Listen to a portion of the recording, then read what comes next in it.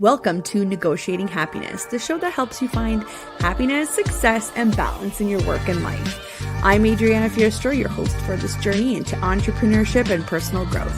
We're broadcasting live on 107.7 and 105.3 FM in New Orleans as part of the United Public Radio Network. We explore the latest strategies, insights, and stories from successful entrepreneurs and experts.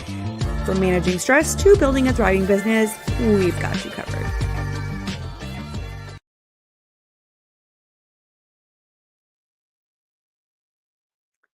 Good afternoon, everybody, and welcome. This is Negotiating Happiness. I am your host, Adriana Fierastrau, and we are live on 107.7 and 105.3 on the United Public Radio Network, live in the beautiful city of New Orleans. So grab your lunch, grab your coffee, and let's just dive in. It's been a little while since I've been live. Life just sort of took over, and we've been setting up for a lot of different projects here at Ontario Assistant. We've been doing a lot of new things. We've been collaborating with some new people, some old people that we love, new people that we love. So I just wanted to come back on and have a little chat and sort of go over something that I've found to be really popular now with entrepreneurs, or I guess a different way of looking at how to properly assess your operations.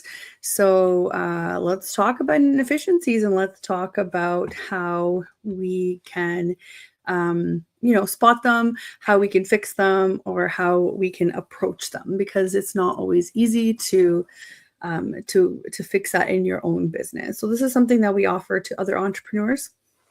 But before we dive in, I feel like I haven't been on here in so long that I need to do like a whole introduction. So if you've never met me before, I'm Adriana Fierastrau, and I'm the founder at OntarioAssistant.com. Don't judge us too harshly. We're redoing the website. But if you wanted to take a look, that's where you could go. And what do? We are, an online business management firm, and we deal with inefficiencies or business efficiencies, and we host this podcast as well. We transform chaotic business operations into streamlined success stories, and we're not helping entrepreneurs scale their dreams through smart automations and systems. I'm here chasing he's not a toddler anymore, but it feels like yesterday that he was a toddler. He's 5. I have a 5-year-old little boy. And I'm planning my next adventure. I love to travel. I actually have coming up here a vacation. It's not really a vacation, it's more like a work vacation, but anyway, it works out. I'm going back to Europe. I'm going back to Romania for a couple of weeks. And I'm actually thinking of, taking some videos and talking to entrepreneurs there too, and maybe putting together an episode for you guys so that you can see it here. That'll be something really different for us. So I'd love to do that. So yeah, that's who I am. We've been running this show now for about 2 years now, which is crazy. I've been doing a lot of replays because I think that the guests that I've brought on in the past have had so much experience and, good things to share that I really want people to have the opportunity to listen. The other thing too is, if you guys are ever looking at going back into the episodes, you'll find them on Facebook, you'll find them on the station channels as well. You'll find them on LinkedIn now, if you go onto my LinkedIn page, and you'll also find them on all of the podcasting, places that you typically streamline in. It feels so weird. I haven't talked to you guys in so long that now I'm like losing my train of thought. I'm not into it like I was before. I guess this is what happens when you don't practice, right? So let's sort of dive in and talk a bit about what is a business operations audit. And I just wanted to remind everybody that we are live, so you guys can go ahead and type in some comments. I'm just gonna send it out for you guys right now, so that you have a quick reminder here. And there we go. We've got Mel's on. Hello, Melissa. How are you? Let me just see here. Please send in your questions and comments. This is very weird. I really love having guests on the show, so I'm not always talking by myself. So there we go. Yeah, just a reminder, guys, like we are on Facebook, YouTube, we're on Instagram, we're on LinkedIn. You can find us pretty much anywhere. And all of the popular ones like Spotify or Apple Podcasts. Just look up United Public Radio Network, and you'll find all the archives there of all the episodes. So today, I wanted to dive in a little bit, but just before that, this is kind of where I'm at when I speak to entrepreneurs. Like, imagine working 60 hours a week and it just feels like the business is running you. You're not really running the business. So a lot of people that come to us with these kinds of issues are very burnt out or are about to, be burnt out. They're on the brink of burnout. So we want to make sure that we avoid that by having these systems in place, or by identifying what the gaps are or what our issues might be. Right. And the first thing that I hear is that, when you're panicking and you have too much work to do, they just think that hiring is the most natural next step. And that's not the case at all. Right. I think I've shared with you guys before the business operations map, and I'm going to share it again here because it is a really important visual tool for you guys to understand kind of the flow of things before you start hiring, before you do all that.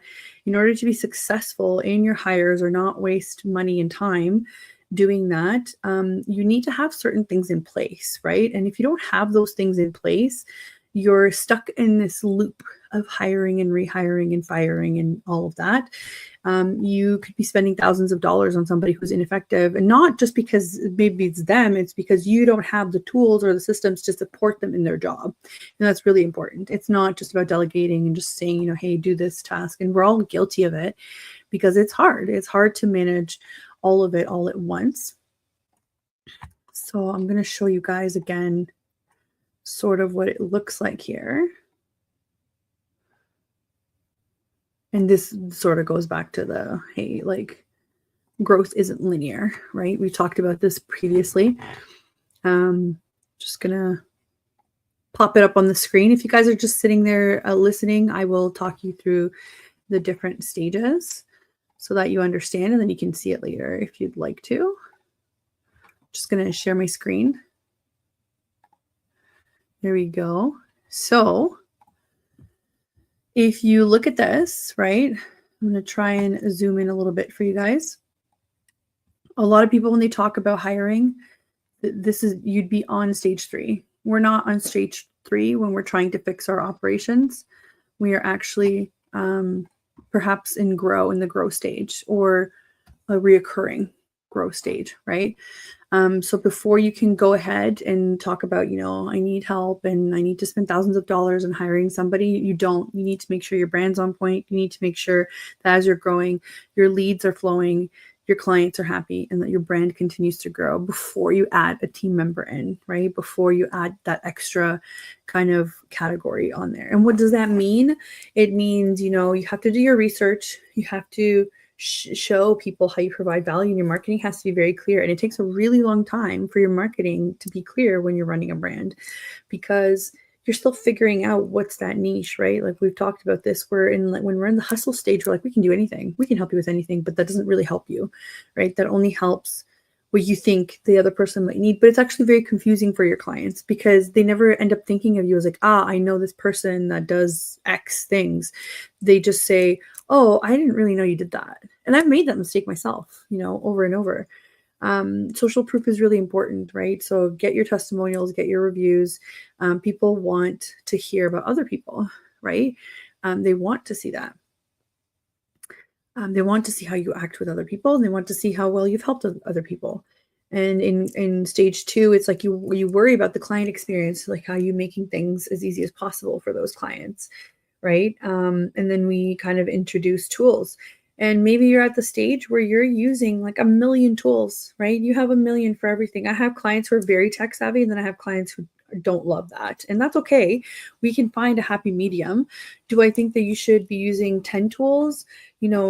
80/20? No, I don't. I think that when you have that volume of tools, you don't use them to their fullest unless you are some enterprise that has multiple departments. And a lot of the times, the people that I work with are not that, right? So I think you need to test out some things and see what works best for you and then go with that. Because I mean, I'd love to set up a system for you that will, knock your socks off. But if you're not comfortable, using it, or if you don't like the way that it presents information, it's kind of useless to you, right? So we don't want to do that. We want to find something that works.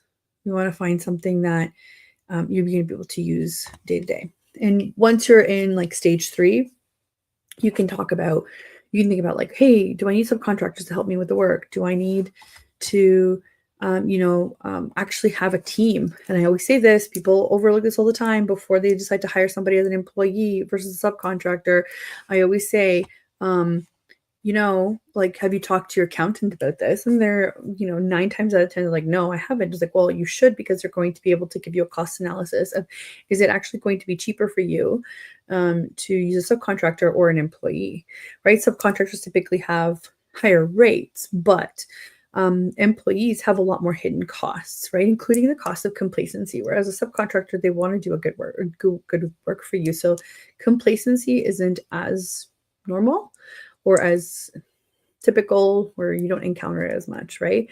There's just so many things that you need to consider for that. And this is also the part where you dive more into automations like AI and you could do that before as well, but this is when you really rely on them to be like, okay, I need this to be a well-oiled machine, so I don't feel like I'm working 60 hours a week and the business is running me, right? And then the last kind of bit that's always, Grow 2.0, it's a reoccurring thing, and it just brings that stage all over again. And that's when you think of other things that you could do, maybe reinvest back into your business or have another, stream of income that's coming in, or you want to develop your team further, or, it's a different level.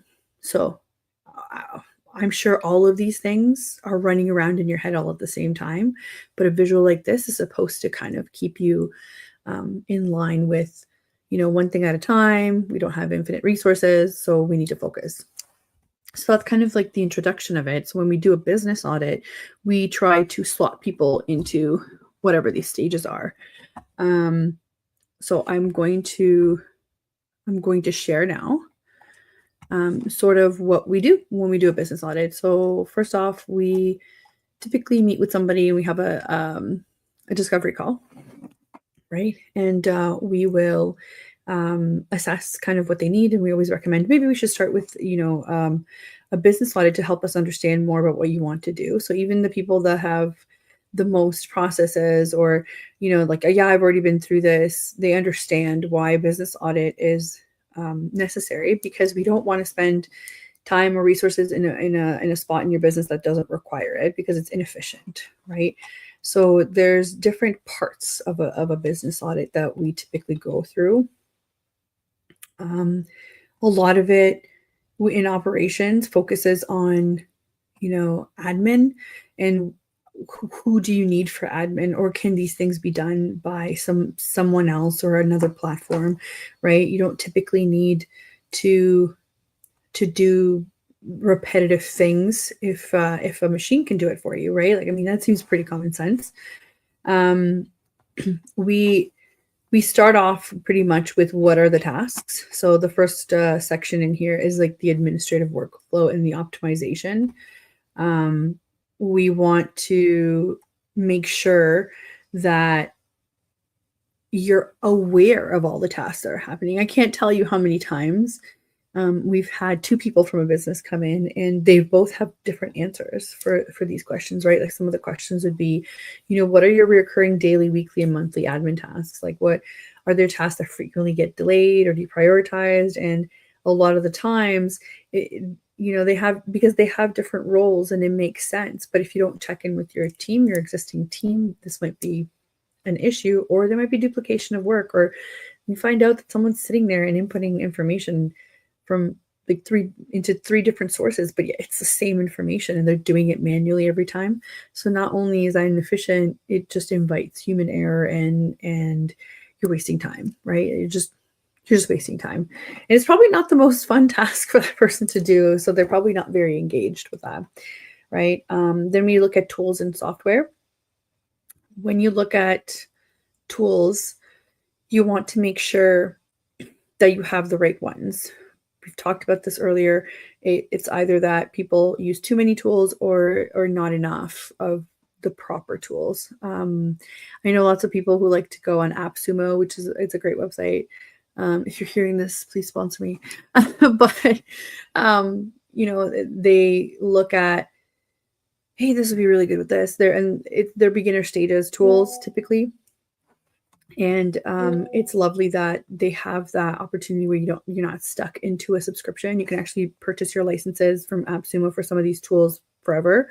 You don't have to worry about a subscription. However, what are you using fragmented tools? So by that, I'm like, do you have a tool that's just for invoicing, but then you have a tool that's for your CRM bit or your client relationship manager, and then do you have a tool also that will do your financial reports? Like, they're all fragmented and they don't talk to each other, and that's usually what takes up the most time. So we usually ask to see, hey, where do your tools go? How do they talk to each other? Have you tried any tools that didn't work for you? And sometimes we get answers where it's just too overwhelming for somebody, and that's because at the very beginning when you go and sign up for something, you are not going to know how to use it. So of course it's overwhelming, right? And even though we might think, hey, in our opinion, in our experience, this tool would work really great for your business, and they'll just say, it was too overwhelming. And that's fine, because then we might be able to go through it to say, yeah, that's because you didn't have somebody that set it up for you, right? So of course it's overwhelming. It makes sense. The other thing was, how well do they integrate with each other, right? So to avoid that whole, hey, are they talking to each other? Are you inputting things manually? Like, how are we doing this? It's about figuring out an ecosystem that works for you. What worked for one client doesn't mean it's going to work for the next. So it's not a copy paste type of job. We're not selling them on a system. We're selling them on a service of integrating what their business is, like taking all the information from up here where it lives for them and putting it into a system so that someone else can run it too, so that you don't have to be burnt out all the time. So you don't have to be, present to make sure that every single email goes out by hand. We don't want that from our tools and our software. And workflows and SOPs, that's kind of the next subsection. It's like, do you have enough written down? Does your business live just in your head, or can somebody pick up where you left off to continue things? Or have you taught somebody how to do some of these things, right? The workflows, whenever I talk about a workflow, I typically think in automation. So now it's really easy to do automations. You have a lot of CRMs that will already do it for you. And now even AI. So if you're remotely interested in like OpenAI or some of the other ones like ChatGPT, they offer automations that you can plug in that will talk to some of your other tools, or that will remember that they have to do things for you, tasks. So you're automating tasks for them. And this could happen while you're sleeping, right? So it's very easy to get some of that stuff done and out of the way. It will prevent you from being the bottleneck of what needs to happen day to day for you. And some of the other things that we talk about is a subsection on challenges and delegation, because everybody wants to hold on, like as a business owner, like you want to hold on to all of your tasks because you know how to do them best. And I agree, but that's not where your zone of genius lies, right? Like you got into a business because you have a service to offer, and maybe you want to do the client work versus the actual back end stuff. Or maybe you want to do the back end stuff, but you also want to work on development. So we delegate the client work to somebody else. We delegate the marketing to somebody else, and you just want to focus on developing. Like it depends on what you want your business to look like.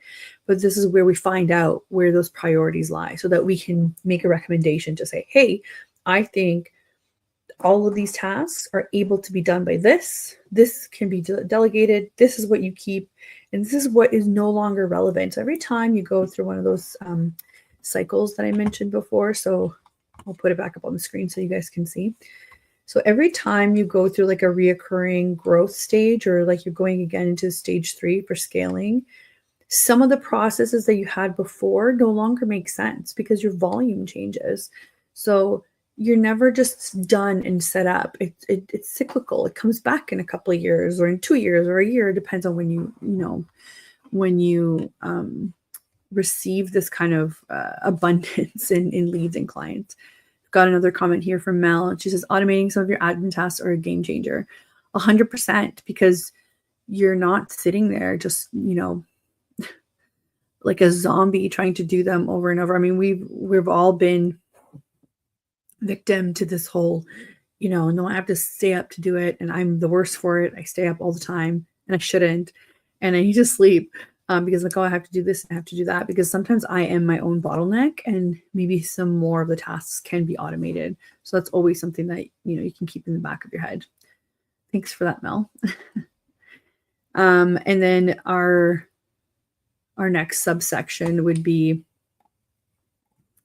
on compliance and record keeping. Some of the businesses that we work with have to be compliant in order to keep some of their certification. So we work with construction businesses or professional services. So like accountants, lawyers, they all have regulatory bodies, and they all need to be compliant in certain things. So how do you organize that? How do you manage it? How do you ensure that records are being kept properly?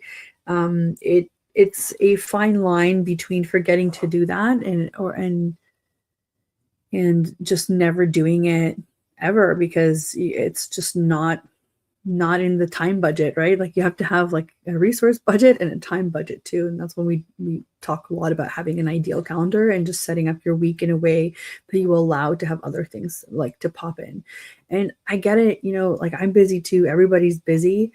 But if you don't use your calendar properly, you will run the risk of never getting any of that stuff done, and that you're just flying by the seat of your pants, or you're just constantly putting out fires. And I know that sometimes some industries work like that, but it doesn't have to be. It doesn't. There are certain things that will change last minute. Like in the construction industry, for example, scheduling is really hard, right? Because there's changes that happen all the time.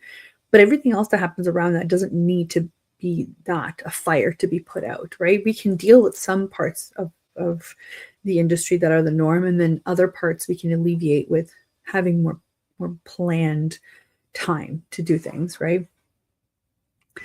I guess that's sort of the first section. I was recommended to, have some of the horror stories, I guess, that would come up. I'll give you one where while automations are great and integrations are great, if you don't have somebody there to kind of sort of babysit or overlook them, you're not going to know if something doesn't go through, right? So sometimes there are mistakes that happen, but if 95% of the work is being done by a machine, the other 5% can easily be done by somebody just overlooking it. Invoices not syncing to your accounting system, and then you realizing that your actual balance to your accounting system is so far off that you're like, something went wrong at some point, right? That's terrifying. Luckily, it became just an exercise of going in and refreshing things on the CRM part, and they were added to it. Another horror story, I guess. It's not really once the system is in, it's usually when you're setting it up. So if you're setting it up by yourself, you can have a lot of horror stories, I guess. So if you're switching from a desktop version to an online version of something, and then you realize that, hey, the desktop data doesn't convert properly into online, or you don't notice until you've already started using it and changing it, that's a big problem, right? So that could be a horror story, but that's easily avoided if you have somebody in helping you to transfer that data or to check that data before we start going. And you remember, we always save, always have a backup somewhere, right?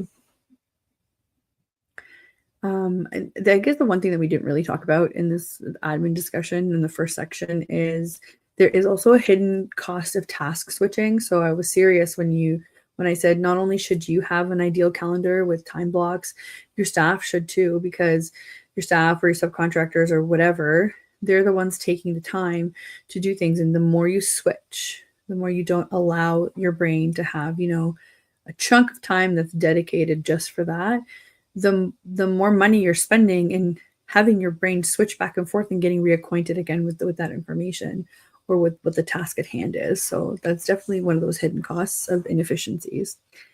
And our second part of the audit is marketing, right? And some people love marketing and some people hate it, and it's okay to be either. I think people are getting burnout from content creation. I think they're stressing out about something that doesn't necessarily, you don't see a return on investment right away, or you don't know what you're doing, so you're just kind of throwing things and seeing what sticks. That works in the first stage, like when you're building,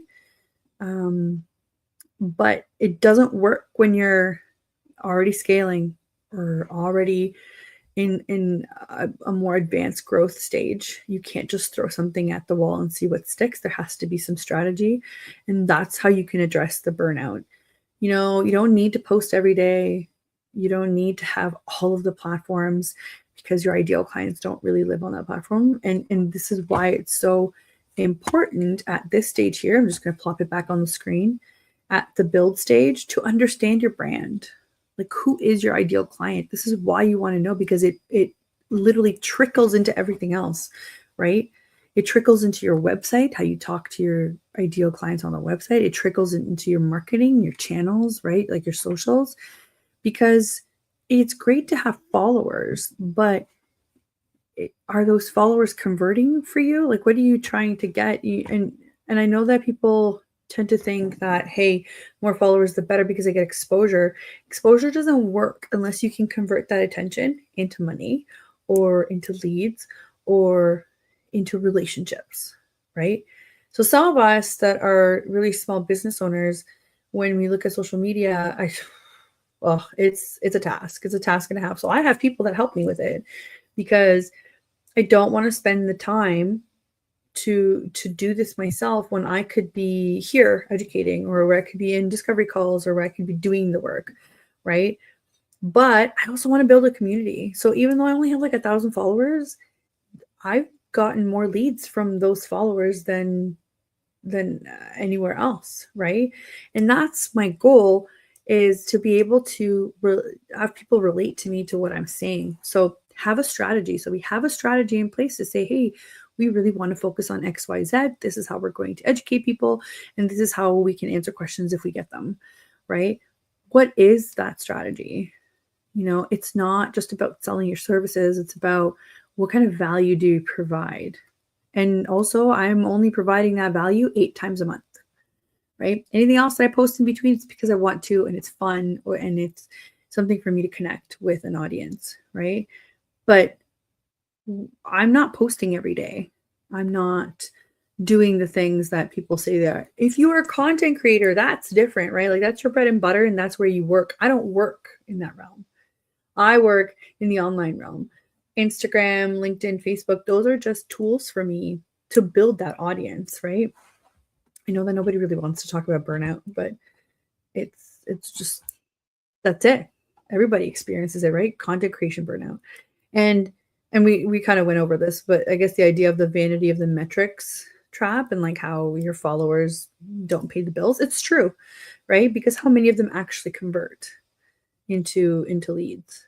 And at first, when I saw that I was getting leads from Instagram, I was just sort of floored, because I didn't think that it would pan out this way for me. And that's when I started working more on strategy, to say, I think, looking at the metrics, people respond well to these types of posts. People in my community, people that are relevant to what I'm doing, right? I'm not talking about people who are looking for viral things.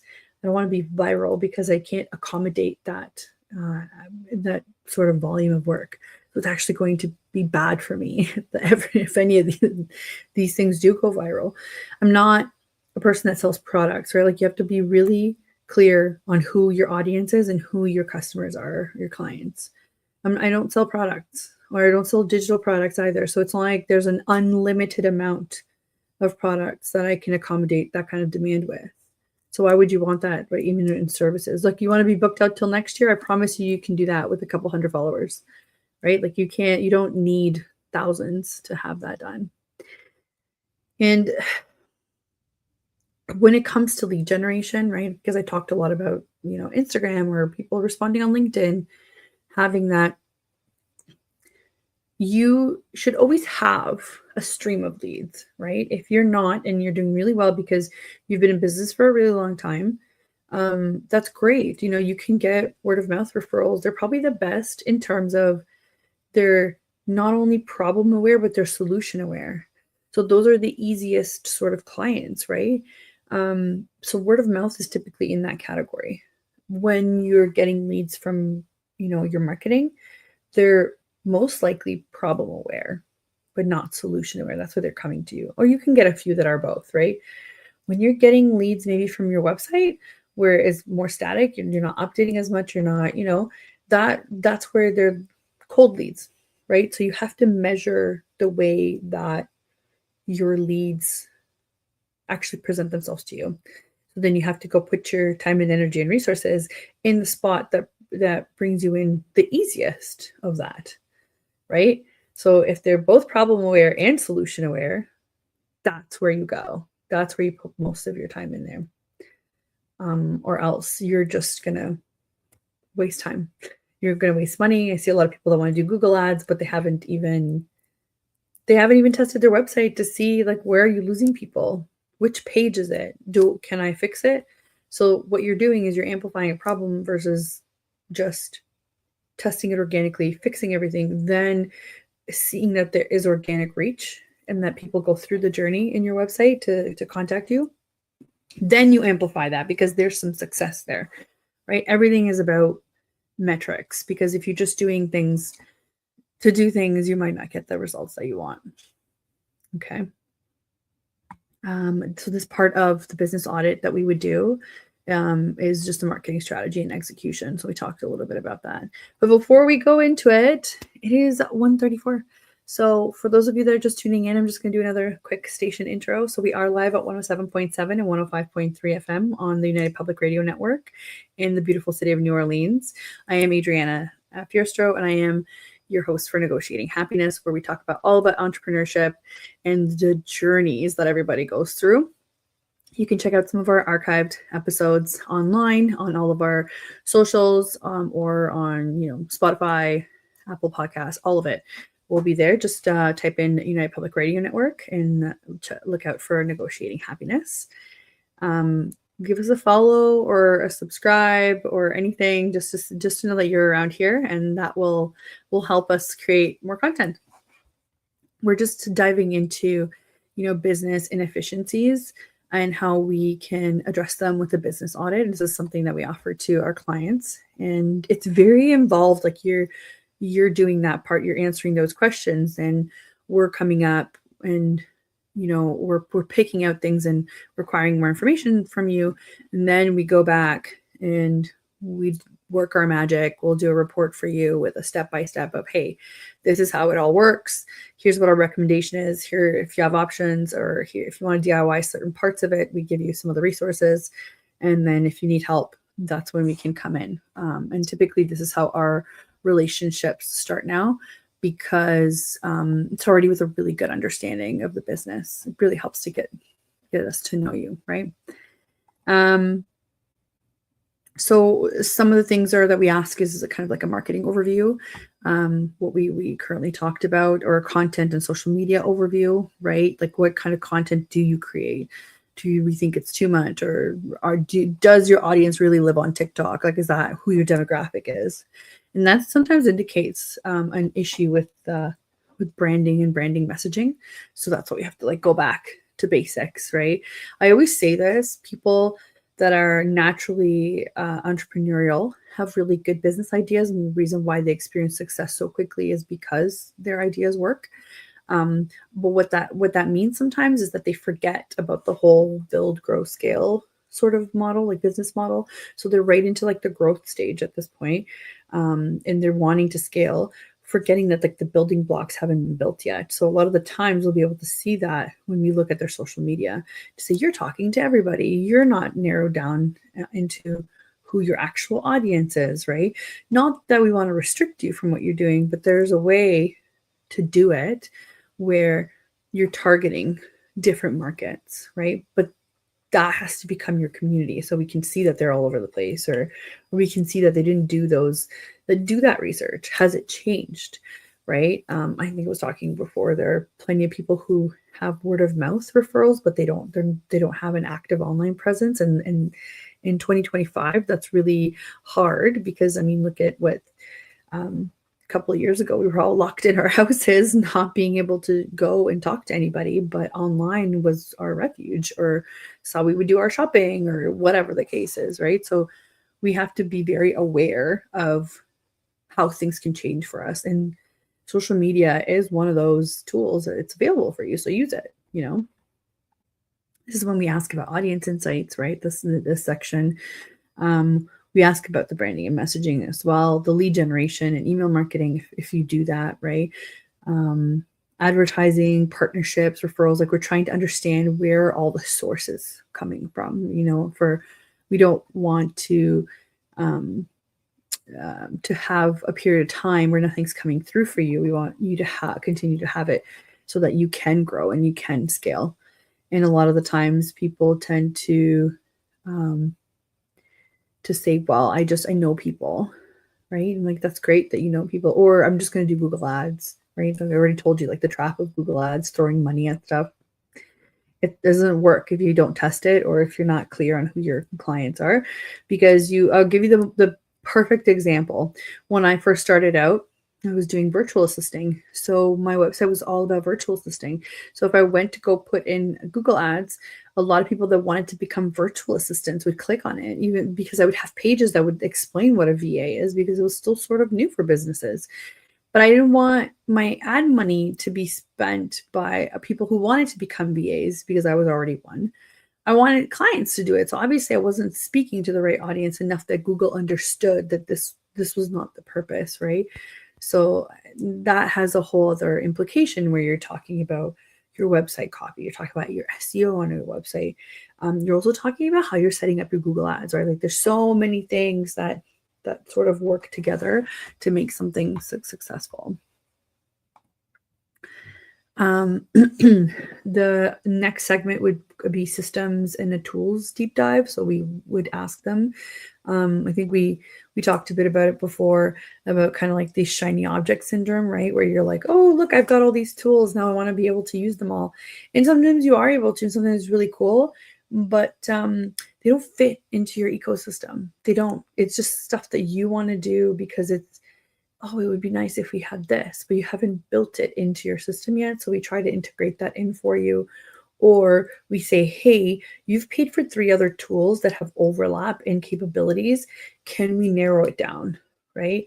Can we make it so that you're not paying for all these subscriptions, and see what the best situation is to get all those capabilities, but maybe in one platform? Another I guess a real life fail would be even using tools for automation like Zapier or Make.com. I love them. I think they do a great job.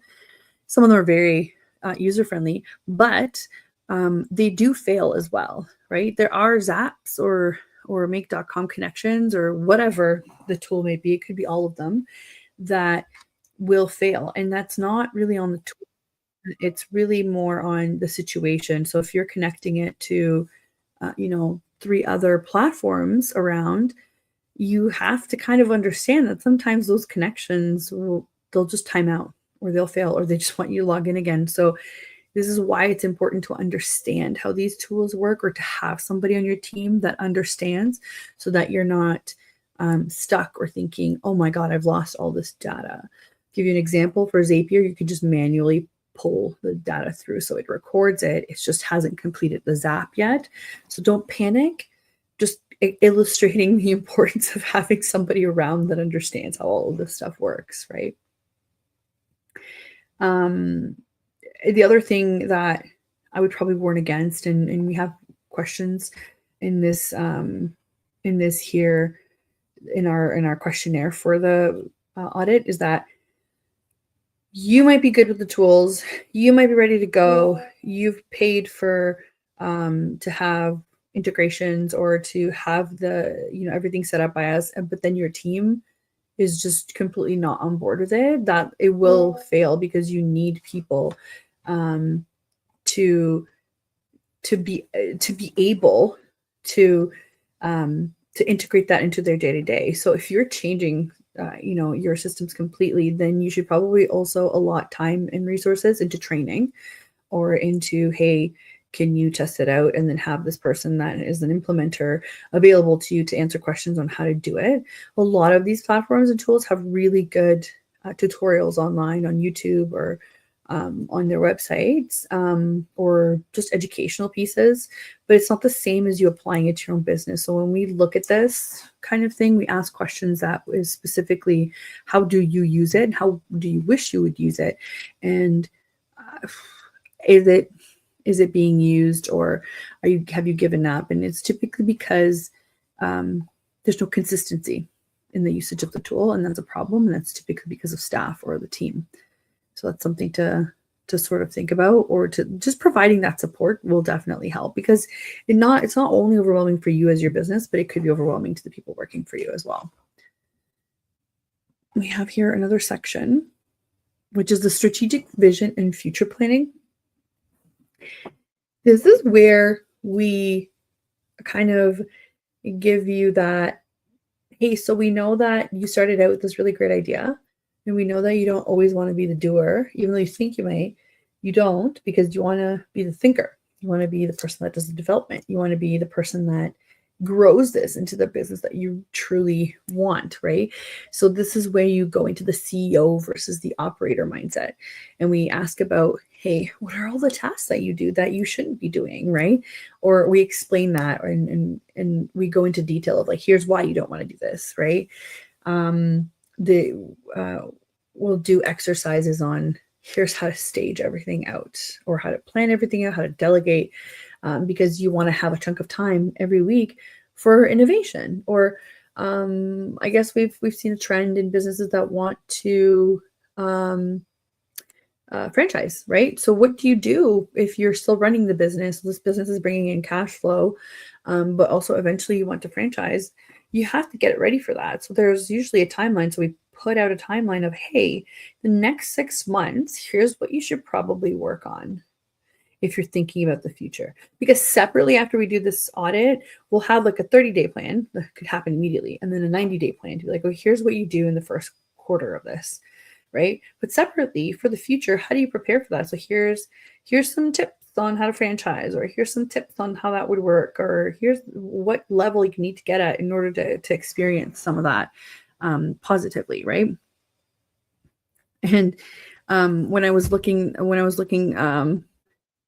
some of this information up, it was very like, all the articles were written from a you have to actually do it kind of point of view. So it's like, a vision without execution is hallucination, right?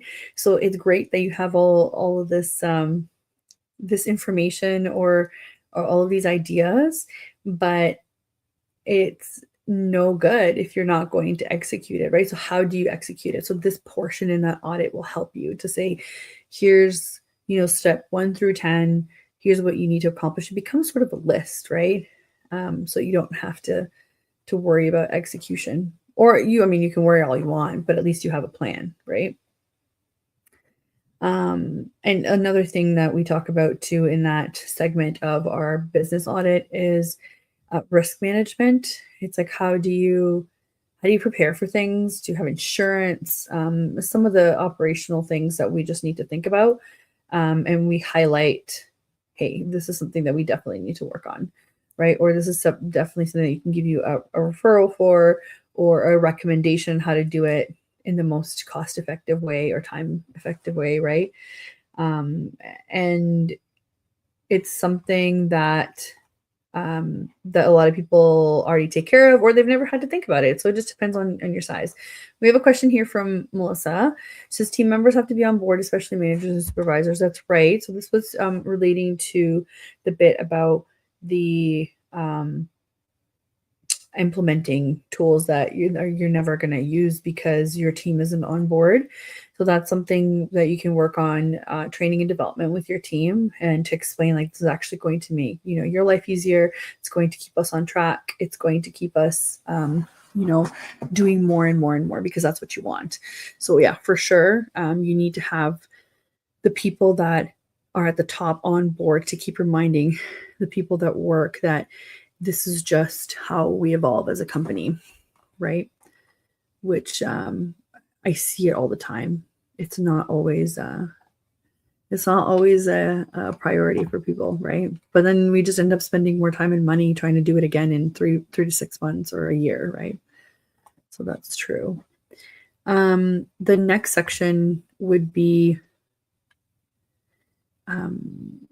so we talked about innovation and future planning here. And it's just our last section is just kind of like, do you have any additional concerns, right? We always want to hear from the business owners because they're the ones that run this every day. So we don't know everything. This is literally the purpose of this whole thing, is that we want to be able to understand kind of what your priorities are.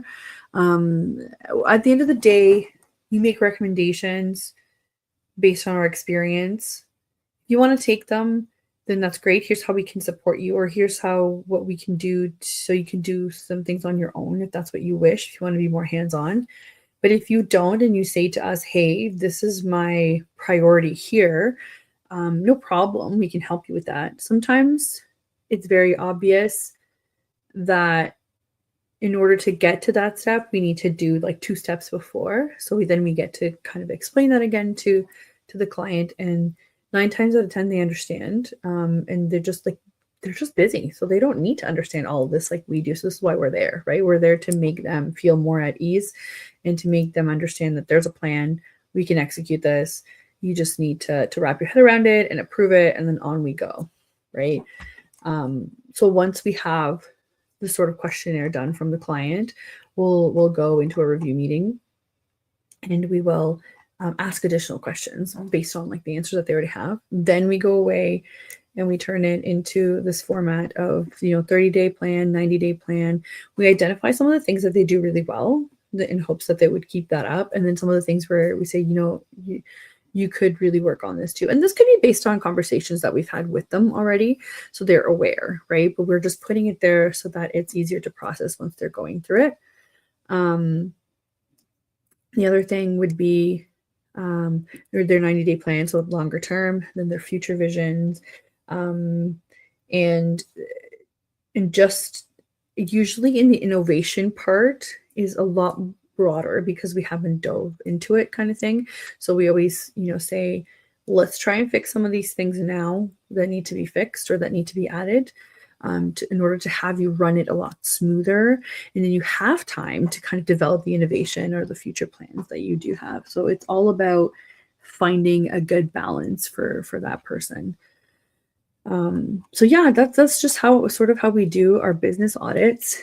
They're fairly straightforward, and we've done a lot in the past little bit. So it's signaling to me that entrepreneurs want to grow. Entrepreneurs want to, make sure that their teams are succeeding as well, which is a really good feeling to have, that the clients that you're working with actually want to see their teams do well, regardless if they're, subcontractors, employees, or just collaborators. Like, we collaborate a lot with other businesses because we think there's enough to go around, and this is how we get the expertise that we get, right? So right now on our team, we'll have people that deal strictly with administrative tasks or HR tasks, or recruiting, maybe even as part of HR. We'll have people that are just strictly website developers, and then we'll have people that do social media, and then we'll have people, me, that do a lot of the tech implementation or the tech training. We're working on a few things where we're doing custom AI chatbots, not just chatbots, but also AI agents for tasks. So now we are literally plugging in a series of instructions for them in order to bring out something that's customized to the client or to their business that they'll be able to use over and over again. And you can make these agents for anything, right?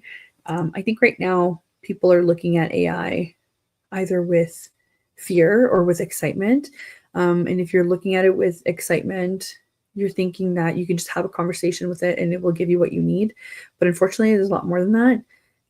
Prompt engineering is a real thing, and understanding how AI can make mistakes, or how they say it hallucinates, is really important. So when you make these custom agents, you're actually giving them a set of specific rules, but it's limited. So you want to be able to do, this is one step out of the 10-step process. This is why you could have multiple custom agents to get you to that level 10. But if you're sitting there just saying, no, AI would never be able to do this because I just need a human brain to do it, it's because you haven't taken out that instruction, because it's so easy for you to understand in your own brain, obviously. You need to take out that instruction, put it on paper, and say, how can I automate this through an agent, right? It's not hard once you understand how they all work.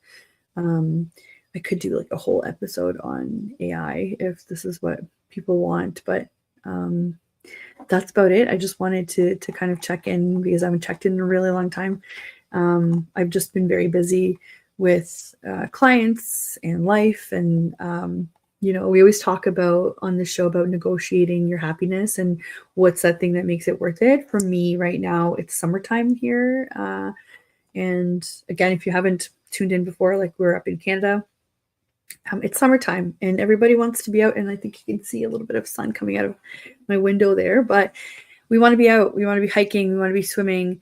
So that's what makes it worth it for me, in order to be able to do this entrepreneurship, journey, and just have the time. So if I want the time, then I have to, focus more on automating even some of my own tasks more than they are, I guess, or using AI to my advantage to get some of these things done.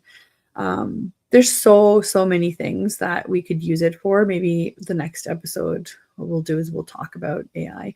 But I think next week I'm going to have Brittany from Creative Dynamics on, so we can talk more about business efficiencies and what you can focus on yourself if you're interested in DIYing, or what you can, outsource if it's going to make your life easier, or if it's going to make you get some of your time back. So thank you so much for everybody that tuned in, and thank you for all of the questions. They were wonderful. Thank you to the United Public Radio Network and UFO Paranormal Radio Network at 107.7 and 105.3 FM in New Orleans. Thank you for the platform. And thank you for everybody that's also going to tune in into the archives. And we'll see you guys next week. Have a wonderful rest of your week. And if you still want to leave questions, leave them on socials and we'll see the notifications. Have a great one, guys. Take care.